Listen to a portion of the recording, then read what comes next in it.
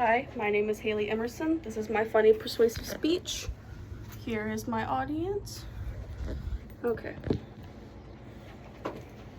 I would like to start off by saying I believe that wizards are real. Okay. Now, before you believe that I'm crazy, let me tell you why I think that they are real.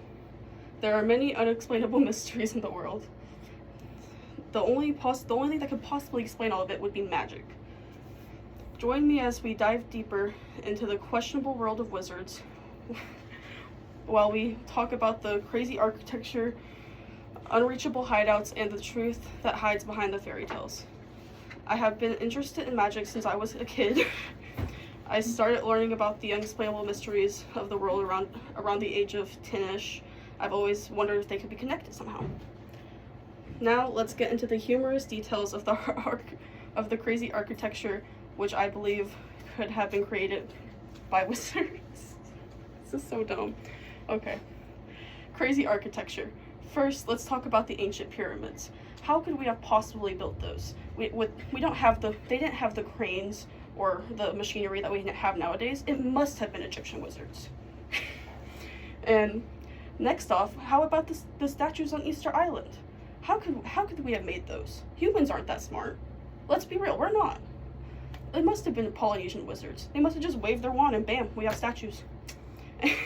And now the Eiffel Tower, it's huge.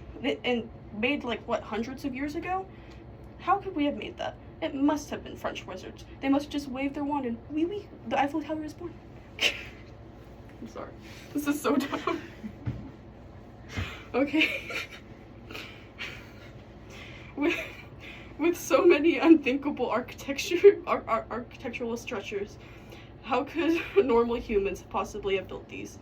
Now, let's get into some of the unreachable hideouts that could very well be, unreachable lands that could very well be wizard hideouts. First, the Bermuda Triangle. It would be the perfect place for wizards to hide. And also with all the lost things disappearing there, how do they get there? Wizards must just swish their wands and poof, all of our socks, TV remotes, and hair ties are gone. And now, Atlantis. It would be a great hideout with it being a city underwater that no one's ever found. And also be a great place to hide mermaids. And Surtsey, a volcanic island off of Iceland.